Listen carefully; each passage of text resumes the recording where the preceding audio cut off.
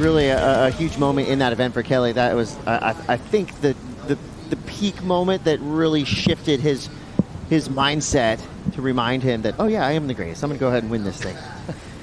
I'm Chris Cote. This is Jesse Mendez in the lineup. It's a rematch. Barron Mamiya versus Kelly Slater. We're going to go straight to Slater. The perfect S-turn combo. Bottom turn straight up in the lip. Nice high-speed floater. Great to see Kelly off to a quick start. His opening round heat was very slow. Only 2 waves ridden. He waited till the final 10 to activate and get things rolling. Looks like a lot more energy, way more lively.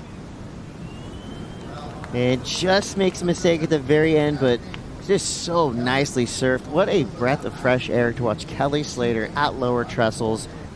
It is fact. And here we go. Let's take a look at Kelly Slater's first wave.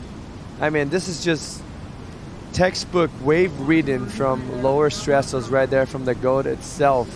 Look how much amplitude he got on those 2 first floaters.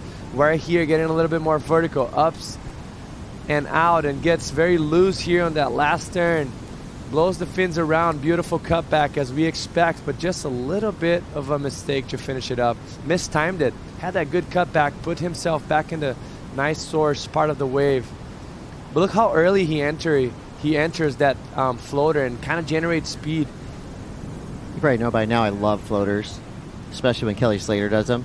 He does it better than anyone, that's why.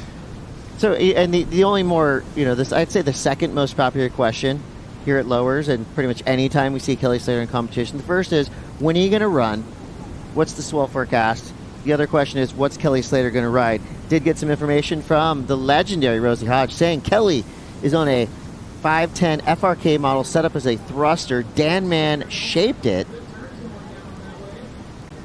The magic carpet for Kelly Slater right now.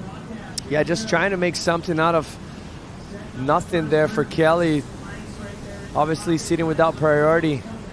This turn here has to kind of adjust halfway through, goes up in vertical, but the wave didn't have that energy and the coping that he was hoping for, so he has to cut it through a carve halfway through and regroups. Gets more of a steep section here, but gets stuck, comes undone. And the rail's real blady. He likes them, from what I can tell. There he goes. You can talk us through. Yeah, cool. There he goes, bottom turning, making it through that section nice. And then I like to see when he has the swagger between turns. That's what I look for, because then that's where his confidence shows. Right. The swagger between the turns. And then he finished nice. That was nice. And that right there is really cool part of my job. That's the fulfilling part of your job. Thank you so much. Thank you so much, Dan, for your time. Well, wait a minute. Probably feeling more connected with the board, and as you see here, keeps his pace throughout the beginning, gets up in vertical in a very tricky section, connects the dots very well, sure-footed. It's composed on top of the board. Once again, moves the board around, try to generate speed in such a gutless wave. Cutbacks are always flawless. He's never going to miss those, and then finish it off strong. So definitely looked a little bit more composed and more sure of what he was doing on that last wave. As you see, he gets up in vertical in this and pushes that back foot. See how gutless the wave is, but he still was able to get some spray out the back, generate speed throughout the turn, and connect the dots well. So good effort there for Kelly. And applying pressure. There's 10 minutes and 45 seconds left. Barron yet to catch a decent wave. This last wave started off with a nice carve, but the wave kind of stoked in what he saw with Kelly Slater in his last wave. Barron Mamiya now answering back. 12 minutes to go, sitting on a 1 and a 0.5. And that wave did not do him any favors. Kind of junky from the get-go. Barron Mamiya will have some catching up to do inside of 12 minutes.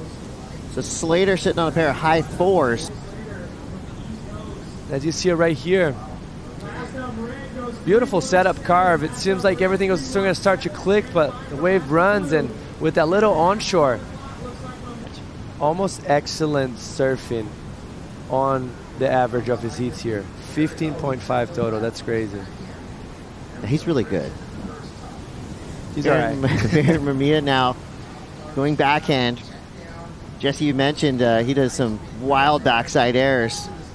Didn't really get the opportunity there, so just some solid fundamental blue collar, meat and potato surfing. Nice and powerful down the line, good, smooth surfing.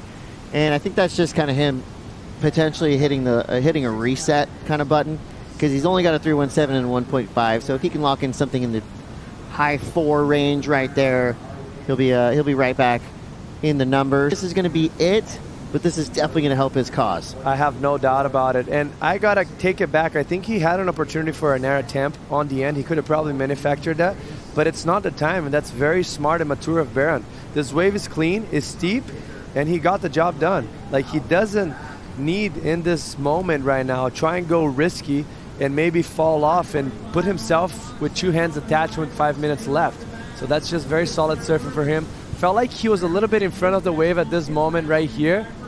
So he could have been a little bit on the steeper part of the wave, so he would have been more vertical on this turn. But the finish off was very nice. He pushed off nicely right there. And then this wave gets critical. He goes up and vertical, releases the fin, all the weight on the front foot, and then transfer to the back foot. Doesn't get digged and comes out clean. Yeah, the replay, I think, was a little bit better than I had remembered it. As we see now, Slater, quick pocket snap there. Boom!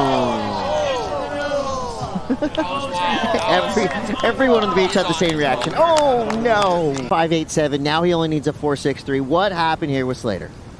I mean, he's a little bit out the back. He has to cut that one short, but puts himself in a good spot for this. But there's a little lump, so the board kind of projects a little bit more than he expected, and he's putting that weight on the front foot. And what that does, pretty unpredictable.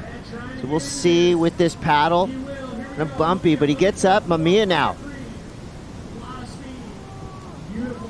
Good opening whip. Layback snap. Those things are looking good so far. Okay, I feel like already he's sitting on a 4.53. But now he keeps adding on to the pressure, adding to his score line. Hoping for a good solid finish here. Blast the tail out. Uh-oh. legs are tired. It looked like midway through this wave, he was already reaching down to touch his knee. Yeah, that was weird. This is beautiful surfing. Like, I'm baffled at where it happened, really, because that was some damage done for Barron Mamiya. Very on rail, and right here, that's when it feels like he starts to slow himself down, and you can see, like, he touches his knees, like you mentioned, halfway through the wave, and then you can tell that he really lets the pressure go off the foot on that last turn. But good surfing for him. I like the pace. I like the power. Gonna see the body torque on the top, bringing that board all the way back around, which sets him up perfectly to get steep on the pocket on the second turn. Ooh, I mean, if you're looking straight at his knees through all these turns, there's a lot of movement. I mean, it's really hard to tell exactly what happened. I wonder if it was a different wave, because it doesn't seem like this is the type of wave that you get hurt on, you know? Like, 5, 4, just feels like 3, 2, 1. It's just like.